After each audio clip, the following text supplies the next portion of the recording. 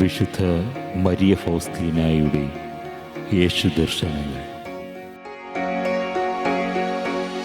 ദൈവവും ഞാനുമായി ഒരു വലിയ നിഗൂഢ രഹസ്യം സഫലമായി. എൻ്റെ ആത്മാവിൽ ധൈര്യവും ശക്തിയും സംജാതമായി. ആരാധന കഴിഞ്ഞപ്പോൾ മുമ്പ് ഞാൻ ഭയപ്പെട്ടിരുന്നതെല്ലാം ശാന്തമായി അഭിമുഖീകരിക്കാനുള്ള ശക്തി ലഭിച്ചു. ഞാൻ ഇടനാഴിയിലേക്ക് വന്നപ്പോൾ ഒരു പ്രത്യേക വ്യക്തിയിൽ നിന്ന് വലിയ സഹനവും എളിമപ്പെടുത്തലും എന്നെ കാത്തിരിക്കുകയായിരുന്നു. വളരെ മനോദാർഢ്യത്തോടുകൂടി ഞാൻ അത് സ്വീകരിച്ചുകൊണ്ട് ഈശോയുടെ ഏറ്റവും മാധുര്യമുള്ള തിരുഹൃദയത്തെ ഗാഢമായി ആലിംഗനം ചെയ്തു. ഞാൻ എന്തിനു വേണ്ടി സമർപ്പിച്ചുവോ അതിന് ഞാൻ തയ്യാറാണെന്ന് അവിടത്തേക്ക് മനസ്സിലാക്കി കൊടുത്തു.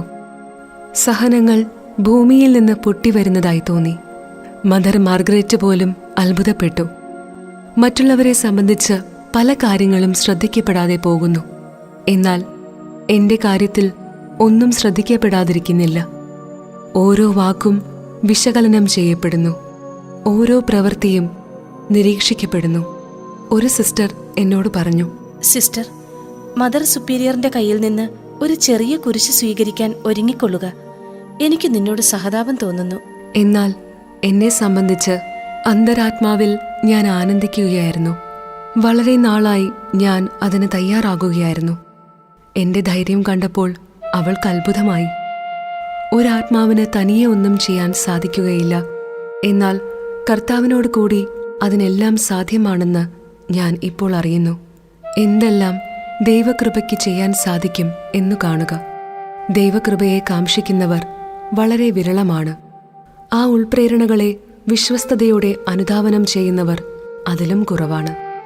എങ്കിലും ദൈവത്തോട് വിശ്വസ്തതയുള്ള ഒരാത്മാവിന് അതിൻ്റെ തന്നെ ഉൾപ്രേരണകളെ വിവേചിക്കാൻ സാധ്യമല്ല. അവയെ വളരെ വിവേകവും പാണ്ഡിത്യവുമുള്ള ഒരു വൈദികന്റെ ഉപദേശത്തിന് സമർപ്പിക്കണം. നല്ല ഉറപ്പുവരുന്നതുവരെ അവയെ വിശ്വസിക്കരുത്.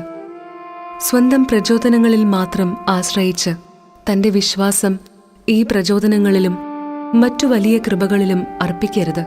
കാരണം അത് വലിയ നാശത്തിന് വഴിതെളിച്ചേക്കും. തെറ്റായ പ്രചോദനങ്ങളും ദൈവത്തിൽ നിന്നുള്ള കൃപകളും തമ്മിൽ പെട്ടെന്ന് തിരിച്ചറിയാൻ ഒരാത്മാവിന് സാധിച്ചാലും വളരെ ശ്രദ്ധയുള്ളവളായിരിക്കണം.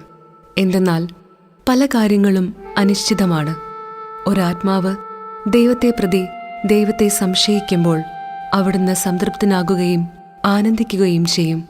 എന്തെന്നാൽ ആ ആത്മാവ് ദൈവത്തെ സ്നേഹിക്കുകയും ദൈവം തന്നെയാണോ തന്നിൽ പ്രവർത്തിക്കുന്നതെന്ന് ഉറപ്പുവരുത്താൻ ശ്രദ്ധയോടെ സഹായം ആരായുകയും അന്വേഷിക്കുകയും ചെയ്യുന്നു.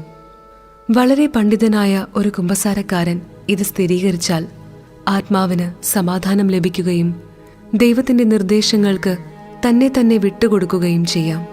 എന്നാൽ അത് കുമ്പസാരക്കാരന്റെ അനുമതിയോടെ ആയിരിക്കണം.